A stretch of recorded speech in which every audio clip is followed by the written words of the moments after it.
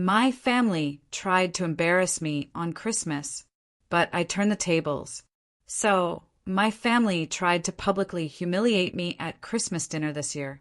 Yeah, you heard that right. My own parents, my brother, my sister, they literally planned an intervention to shame me in front of our entire extended family. They were going to ambush me with a financial advisor, compare my income to corporate salaries, and force me to give up my business.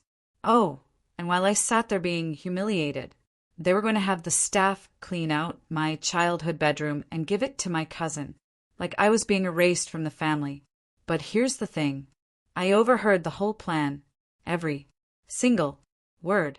And let me tell you what I did next. They never saw it coming. My name is Maya Rodriguez. I'm 29 years old, and this is the story of how my family tried to destroy me on Christmas, and how I finally stood up for myself.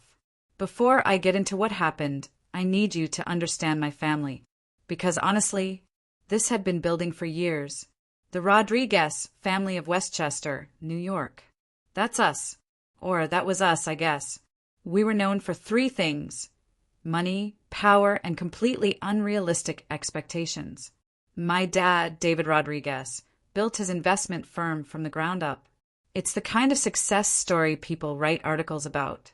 My mom, Patricia, comes from old money, and she's on the board of every charity organization you can think of. Then there are my siblings. Marcus is 33. He's the golden child who followed perfectly in Dad's footsteps, works at the firm, makes obscene amounts of money, drives a Tesla, the whole package. Jessica is 31. She's a corporate attorney, and our parents literally could not shut up about her at country club events. Our daughter just made junior partner. Jessica's handling a major merger. Blah, blah, blah. And then there was me, Maya Rodriguez, the family disappointment. Look, I was supposed to be the one who completed this perfect family picture, you know? The plan was crystal clear from the time I was like 10 years old. Go to a prestigious university. Check, I went to NYU. Get a degree in law or finance. Join the family business, or at least some impressive corporation. Marry someone from the right family. Have 2.5 kids and a house in the suburbs. That was the Rodriguez way. But here's what actually happened. During my sophomore year at NYU, I took this metals class as an elective. And I know it sounds cliche, but something just clicked. For the first time in my life, I was creating something with my hands, and it felt real. It felt like me. By senior year, I wasn't applying to law schools. I was selling handmade jewelry at campus markets. You can imagine how well that went over. My dad didn't speak to me for 4 months. 4 months. My mom started setting up interviews with family connections at law firms without even asking me. My siblings alternated between awkward silence and making little comments about how I was wasting my potential. But I did it anyway. I graduated, took the money I had saved up, and rented a tiny studio in Queens. I ate ramen for months, worked 16-hour days, and built my jewelry business, Maya Designs, from absolutely nothing. And 6 years later, I was actually doing pretty well. My pieces were in boutiques across New York and New Jersey. I had a waiting list for custom orders. I just hired my first part-time assistant because I literally couldn't keep up with demand. But to my family, I might as well have been running a lemonade stand. Every family gathering was the same conversation on repeat.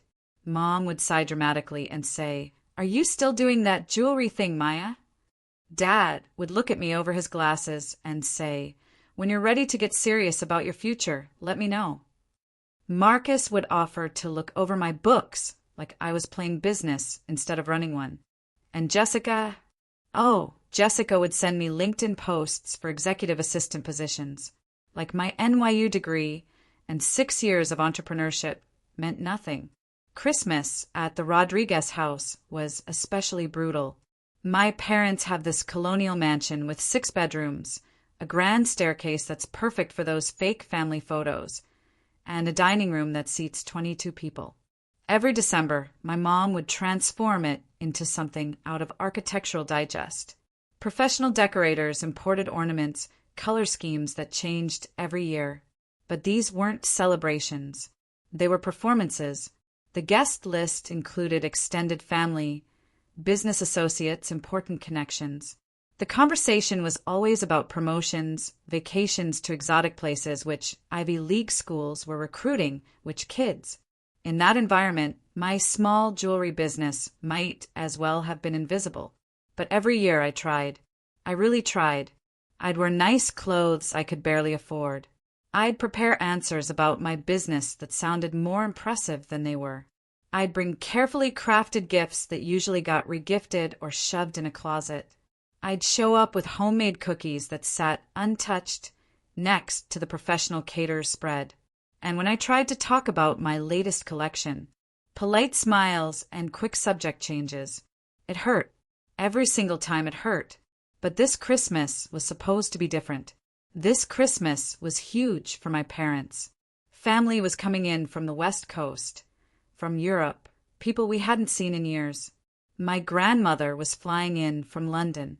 My mom had been planning since August, hiring extra staff, renovating guest rooms, the works. When she called me in November, I heard genuine excitement in her voice for the first time in, I don't even know how long. Maya, everyone's going to be there this year, she said. Even Grandma Eleanor is coming from London. We need to present a united family front. That tiny hint of inclusion, that feeling of maybe being part of something, made me want to try even harder. I spent 4 months creating custom pieces for everyone. And I'm not talking about generic jewelry. I'm talking about personal, meaningful pieces. For my dad, I designed cufflinks with a subtle engraving of the logo from his first business card. For my mom, a necklace featuring her favorite orchids, each petal hand-formed. For Marcus and Jessica, I made matching bracelets with tiny symbols from our childhood, stuff only we would understand. For extended family, I researched their interests, their stories, their personalities, and designed pieces specifically for them. I even ordered new business cards with tasteful gold foil and professional packaging, because maybe this would be the year they finally saw my business as legitimate. Maybe this would be the Christmas I finally felt like I belonged. I was so hopeful, you guys. So hopeful.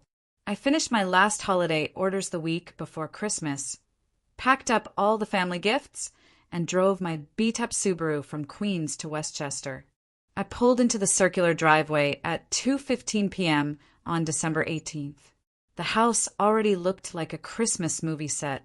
Professional lights outlining every architectural detail, huge wreaths on every window, 2 perfectly symmetrical decorated trees flanking the front door. There was a whole crew of landscapers finishing the outdoor decorations. I grabbed my overnight bag and the box with sample pieces I wanted to show my mom, to show her how much thought I'd put into each gift. Maria, our housekeeper, answered the door. She's always been kind to me. She actually wears a silver bracelet I made her years ago and tells me how much she loves it. Unlike my family, she's always shown genuine interest in my work. Miss Maya, so good to see you, she said warmly. I walked into the pristine house. Fresh flower arrangements everywhere. New furniture in the living room. The kitchen had been recently remodeled into this bright, sterile space that looked more like an operating room than a place where people actually cooked. My mom and Jessica were huddled over a tablet with a guy in a chef's coat. They barely looked up when I walked in. Maya. Finally, my mom said without moving to hug me, the guest room in the East Wing is ready for you. Not your old room. We needed that space this year. Not how are you? Not how was your drive? Not even a greeting. Just, we gave your room away. Hi, Mom. Jessica. The house looks beautiful, I said, trying to start things off well.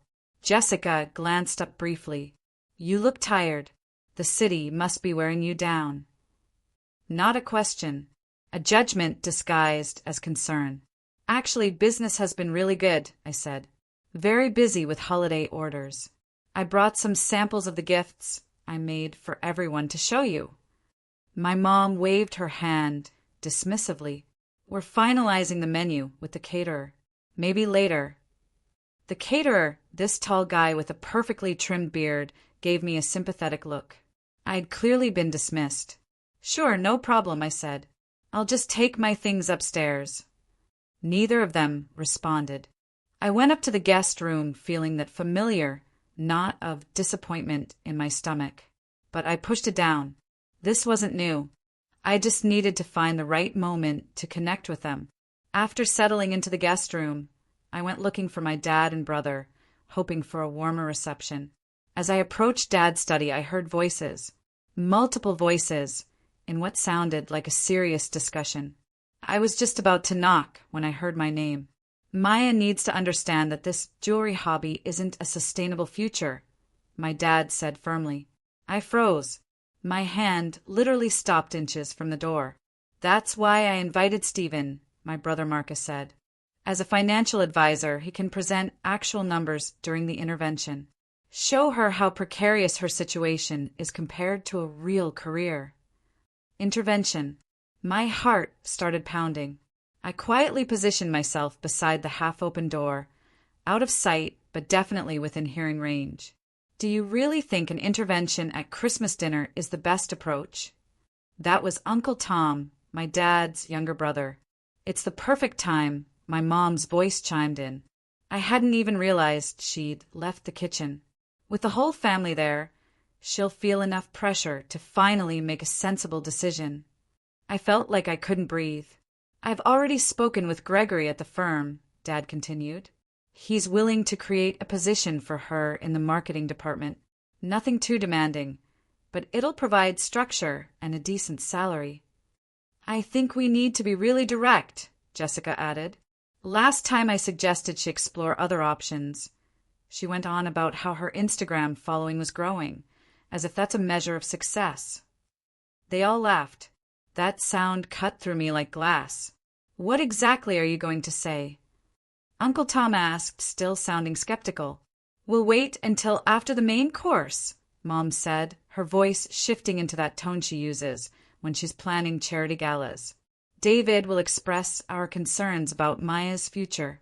Then Marcus will introduce Stephen, who'll provide a quick financial comparison of her so-called business versus a corporate position. I've pulled together some numbers, Marcus explained.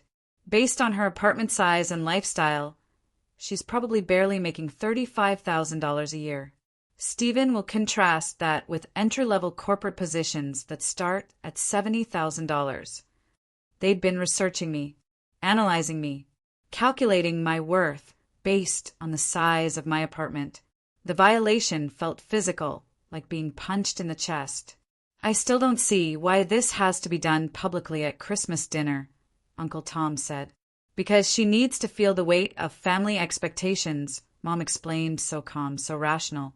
When she sees everyone's concern, she'll finally understand how her choices affect the family's reputation. The Whitman's daughter just made junior partner at a major firm, and our daughter sells trinkets at craft fairs. It's embarrassing. They had no idea I'd moved past that phase years ago. No idea I was supplying to reputable boutiques, that I had a waiting list for custom work. They hadn't bothered to ask. What if she refuses? Uncle Tom asked. Then we make it clear that our financial support ends completely, Dad said. I almost gasped out loud before catching myself. What financial support? I'd been completely self-supporting since graduation. They would have known that if they'd paid attention to my actual life. While she's at dinner, I've arranged for the staff to clear out her childhood bedroom completely, Mom said. Cousin Vanessa needs the space, and it's time Maya understood she can't keep one foot in both worlds. My vision blurred with tears. They were going to throw away my childhood while I sat through a public humiliation. She still has those ridiculous participation trophies from grade school art classes displayed on the bookshelf, Jessica observed with a laugh. Like they validated her decision to give up a real career for this jewelry hobby. And did you see what she wore to Thanksgiving? Mom joined in. That homemade dress that looked like something from a thrift store. If she's going to insist on this bohemian lifestyle, She should at least dress appropriately when representing the family. The dress was designed by a friend who's starting a sustainable fashion brand. I wore it to support her. Well, hopefully this intervention will finally get through to her, Marcus concluded. 29 isn't too late to start over with a respectable career.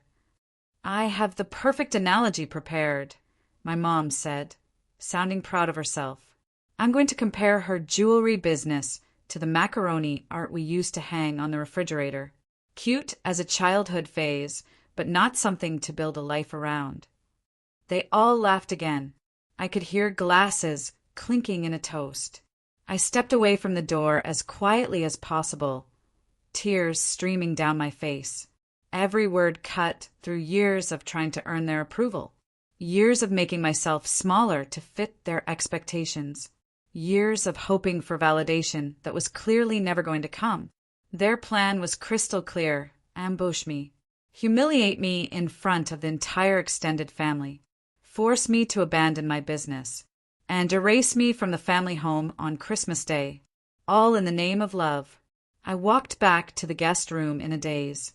I locked the door behind me and just collapsed. I literally slid down with my back against the bed and sat there on the floor. The beautiful jewelry pieces I'd made for them were sitting there in their velvet boxes. Each one represented hours of work, thought, and love that they would never appreciate or understand. For the first time, I could see with absolute clarity what my family actually thought of me. This wasn't tough love. This wasn't misguided concern. This was control, manipulation, and a fundamental disrespect for who I really was. I don't remember packing my overnight bag. I don't remember walking down the back stairs to avoid being seen. I barely remember the brief conversation with Maria where I mumbled something about an emergency in the city. The next clear memory I have is sitting in my car at a highway rest stop, hands shaking so badly I could barely hold my phone. I called Sophie, my best friend from college, the person who helped me set up my first jewelry booth at a street market. She answered on the second ring. "Hey, Maya, are you already at the family fortress of doom? How bad is it this year?" The sound of her voice, so familiar and caring, just broke something in me. I started sobbing, barely able to form words. They were planning an intervention.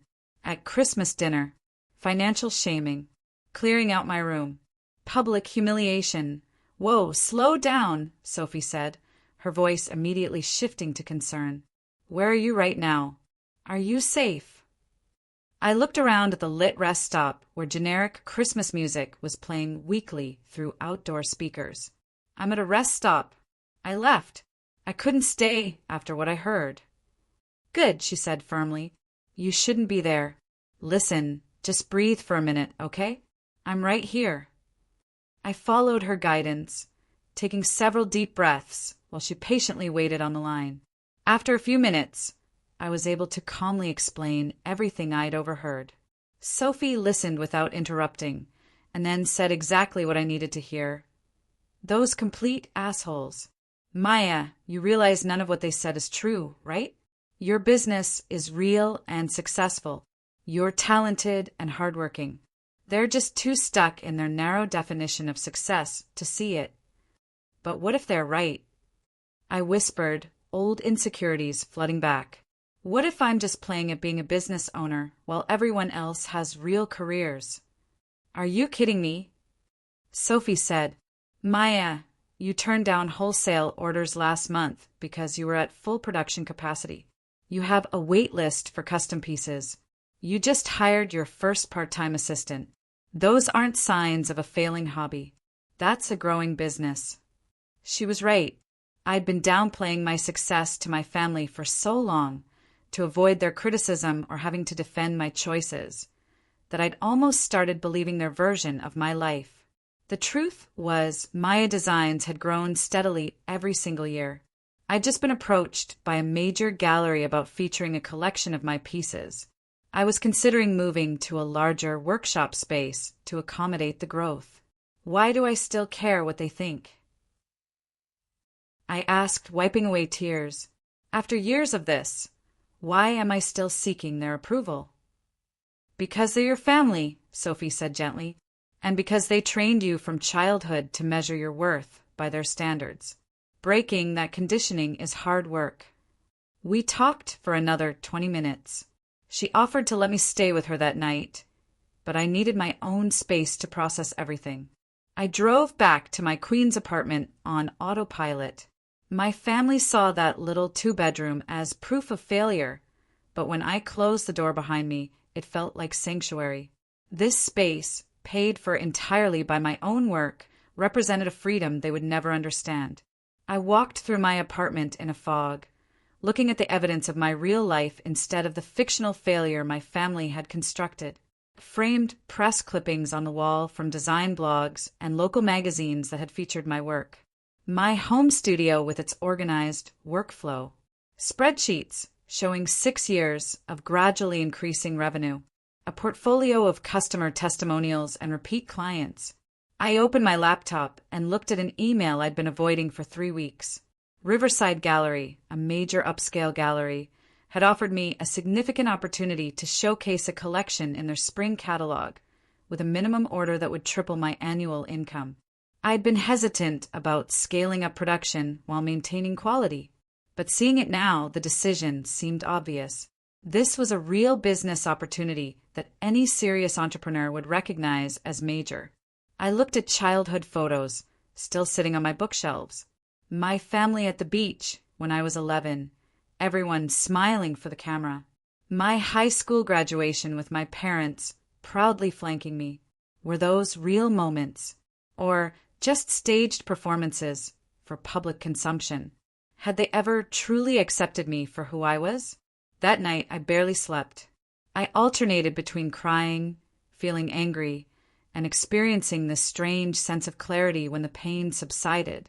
By morning, exhausted but calmer, I realized I had a fundamental choice to make. Keep chasing approval that would never come, or prioritize my own well-being and self-worth. For the first time in my life, the answer was clear. I deserved better than what they'd planned. I deserved to be seen and valued for who I actually was, not who they wanted me to be. The realization didn't instantly erase 29 years of conditioning, but it gave me something solid to stand on. The next morning, I woke up with puffy eyes but unusual clarity. My phone showed 3 missed calls from my mom and a text that just said, "Where are you? The caterer needs final numbers." No concern about my sudden departure. No questions about my well-being. Just logistics for her perfect Christmas party. I set the phone down without responding and made myself coffee. As I sat at my small kitchen table, surrounded by jewelry sketches and order forms, a plan started forming in my mind. For once, I wasn't going to be emotional or impulsive. I was going to be strategic and methodical, the same way I'd been when building my business. First, I called my therapist, Dr. Chen, and explained the situation. She had an emergency opening that afternoon. "Thank God. What you overheard was emotional abuse, Maya," she said during our session. "Their planned intervention wasn't about helping you. It was about controlling you and bringing you back in line with their expectations." "But they're my family," I said, the words sounding hollow even as I spoke them.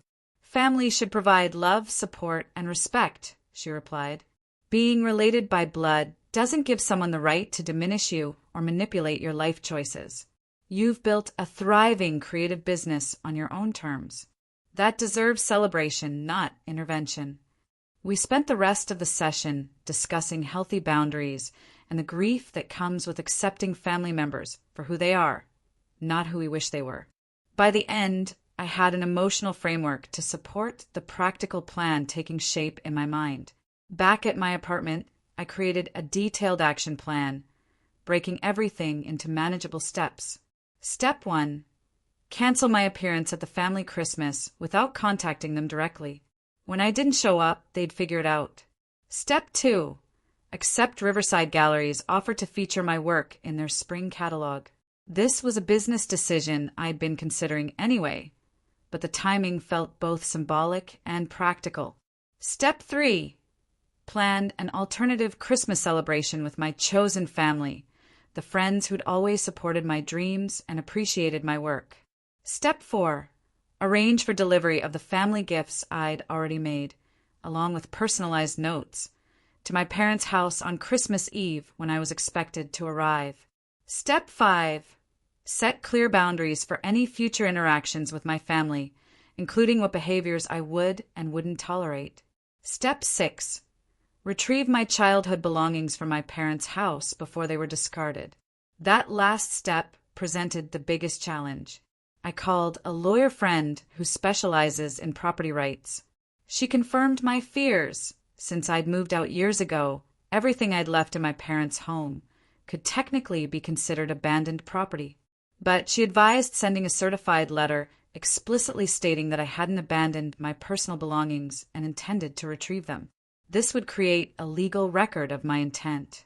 I wrote the letter immediately, describing specific items of sentimental value in my childhood bedroom: journals, photo albums, artwork, and jewelry-making supplies from my early years. I sent it certified mail that afternoon. Next, I called Sophie to explain my plan and ask for her help. Without hesitation, she offered her family's vacation cabin in the Catskills for our alternative Christmas. "It's gorgeous in winter," she said. "Big stone fireplace, enough bedrooms for everyone, and it's only 2.5 hours from the city. My parents never use it at Christmas since they go to Florida." I reached out to the friends who had become my real support system over the years. Noah, my first retail partner, who'd taken a chance on my jewelry in his boutique. Claire, a fellow artisan who'd shared studio space with me during my second year in business. And Adam, Sophie's husband, who'd helped build my display cases and website. Each one immediately agreed to join what Claire dubbed our chosen family Christmas. The executive at Riverside Gallery was surprised but thrilled by my quick acceptance of their offer. We scheduled a meeting in early January to discuss designs and production timelines. For the gifts, I hired a high-end delivery service that specialized in personalized presentations. The owner was fascinated by my story and promised to personally hand-deliver each carefully wrapped piece on Christmas Eve, time to arrive at the perfect moment. With each step completed, I felt this weird mix of grief and liberation. The grief was for the family relationship I'd always wanted but never had. The liberation came from finally accepting that reality and choosing to prioritize my own well-being. I spent the next 3 days preparing for our alternative celebration, buying food, planning activities, making small handmade gifts for my friends. I kept myself deliberately busy, knowing that idle time would only lead to doubt and second-guessing. 3 days before Christmas, my parents' lawyer responded to my certified letter instead of them personally. It stated coldly that I could schedule an appointment to collect my belongings after the holidays, with a staff member present to supervise. The formal, impersonal nature of the response confirmed I'd made the right choice. On December 23rd, I packed my car with gifts, food, and winter clothes, preparing to leave for the Catskills the next morning. That evening, I sat in my quiet apartment looking at my Christmas tree, a small but beautifully decorated fir that represented my independent life. For the first time since overhearing my family's plans, I felt completely certain of my decision. I was no longer willing to shrink myself to fit their narrow definition of success. I would no longer apologize for pursuing a path that brought fulfillment rather than status. I would no longer accept being treated as less than because my dreams were different from theirs. Tomorrow would mark the beginning of a new tradition, one based on mutual respect and genuine love rather than obligation and appearances. As painful as the break was, this felt like the first truly authentic Christmas of my adult life.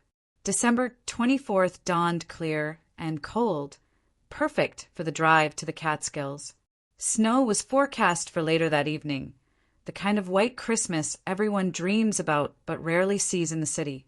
I finished loading my car and took one last look at my apartment, decorated with handmade ornaments and natural garlands that my mother would have dismissed as crafty instead of elegant. Everything felt right. The drive upstate was peaceful, holiday music playing, the landscape transitioning from urban to rural. By noon, I arrived at the cabin a gorgeous timber structure nestled among snow-dusted trees. Smoke was already rising from the chimney, meaning someone had arrived before me. Sophie burst through the front door as I parked, rushing over to help with my bags. "Welcome to Freedom Christmas," she said with a huge smile. "Adam and I got here an hour ago to start the fire and unpack groceries." The cabin's interior was everything a winter retreat should be. High ceilings with exposed beams, huge stone fireplace with a roaring fire, comfortable couches arranged for conversation, and windows showcasing the forest views. Adam was in the open kitchen unpacking grocery bags, while Christmas music played softly from hidden speakers. "This is perfect," I said, feeling my shoulders relax for the first time in days. Throughout the afternoon, friends arrived one by one. Noah brought cases of wine from his brother's vineyard. Claire showed up with her amazing homemade pies and bread. Two other friends, Ryan and Caleb, arrived with extra food and decorations. By 4:30, our chosen family was assembled, and the cabin was filled with laughter, delicious smells, and genuine warmth. Nobody asked about my biological family unless I brought it up. There were no awkward questions about my business success or lack thereof. Nobody made subtle comments about my life choices or appearance. The contrast with my family gatherings couldn't have been more stark. Then, exactly at 7 p.m., my phone started ringing. I'd been expecting this. We usually gathered for Christmas Eve appetizers at my parents' house around this time. Olivia made the first call. I stepped into one of the bedrooms for privacy before answering. "Maya, where are you?" Jessica demanded. "Everyone's asking. Mom's freaking out." Her tone was more annoyed than concerned. "I'm not coming," I said simply. "What do you mean you're not coming?" "Of course you're coming. The whole family is here. Grandma Eleanor just asked about you." "I mean exactly what I said. I won't be attending Christmas this year." "You can't just not show up." "What am I supposed to tell everyone?" "This is so irresponsible, Maya." "Just like you're." She stopped herself, but I knew what she was about to say. "Just like your hobby business." "Tell them whatever you want, Jessica," I said. "I'm sure you'll figure out how to spin it to preserve the family image." She sputtered in shock at my directness. Before she could respond, I added, "By the way, everyone's gifts will be delivered tonight. I put a lot of thought into them. I hope everyone enjoys them." I hung up before she could respond. Within minutes, my phone rang again, Marcus this time. I let it go to voicemail. Then Dad. Another voicemail. Finally, the call I'd been both expecting and dreading, Mom. I took a deep breath and answered. "Maya Elizabeth Rodriguez, where are you?" Her voice was tight with barely contained fury. "I'm celebrating Christmas elsewhere this year." "What do you mean, elsewhere?" "The entire family is here waiting. The caterer has planned for our exact head count. Your grandmother flew in from London. This behavior is completely unacceptable." "Is it?" I asked, surprised at how calm I felt. "What's more unacceptable than plotting to ambush and humiliate your daughter at Christmas dinner? What's more unacceptable than scheming to clear out her childhood bedroom while she sits at your table? What's more unacceptable than calling her work a hobby and her accomplishments childish?" Then, "I have no idea what you're talking about."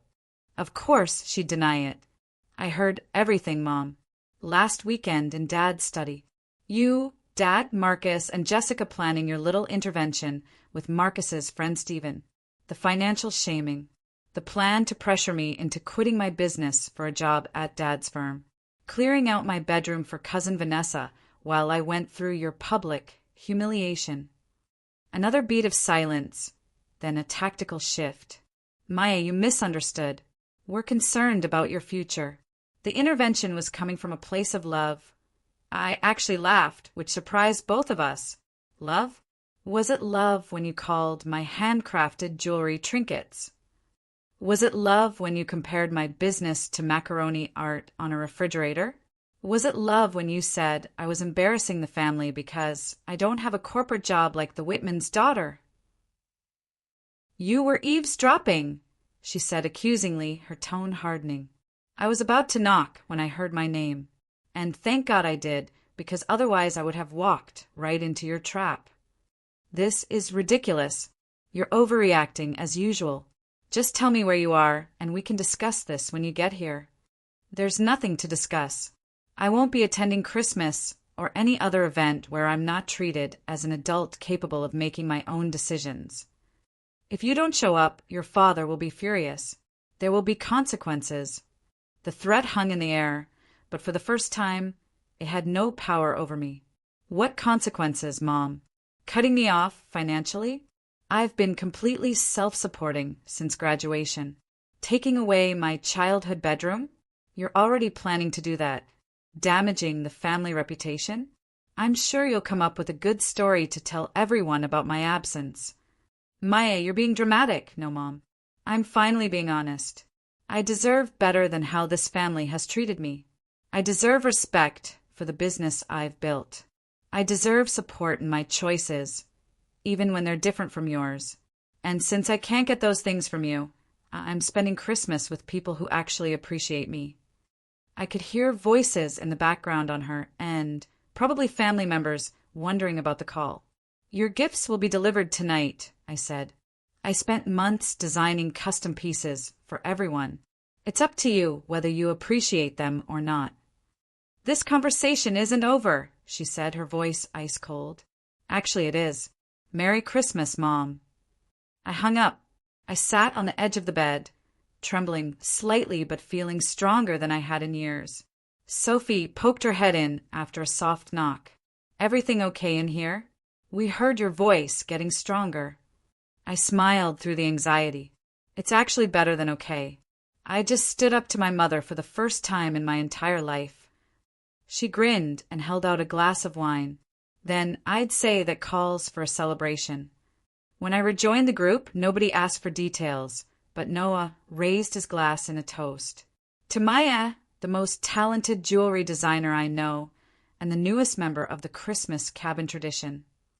As everyone clinked glasses, my phone buzzed with a text notification. To my surprise, it was from Marcus. Not everyone agreed with the intervention plan. Call me when you're ready to talk. An hour later, the delivery service confirmed that all packages had been successfully delivered to my parents' home. I could only imagine the scene as each family member opened the beautifully crafted piece I'd made specifically for them, complete with a note explaining its significance and gently setting boundaries for any future relationship, if one existed at all. For the first time in my life, I was spending Christmas Eve exactly where I wanted to be, with people who completely accepted me. The weight of family expectations that I'd carried for so long had been lifted, making room for something new and authentic to grow. Our Christmas Eve celebration went late into the night. We cooked dinner together, everyone taking charge of a different dish in the spacious kitchen. Unlike the formal catered affairs at my parents' house, this meal was collaborative and casual. Wine flowed freely. Stories were shared. Laughter filled the cabin. We ate at the long oak table by candlelight, passing dishes family style instead of being served by staff. The conversation flowed naturally. Creative projects, travel plans, philosophical debates. Nobody was trying to impress anyone or maintain appearances. It felt real in a way my family gatherings never had. After dinner, we gathered in the living room where Adam had built the fire to a warm blaze. Outside, snow was gently falling, creating that picture-perfect Christmas scene through the large windows. "Time for a new tradition," Sophie announced, pulling out a box of plain wooden ornaments and art supplies. Every year, we each make a new ornament to commemorate something important from the year. As we worked on our projects, sharing supplies and ideas, I felt a profound sense of belonging.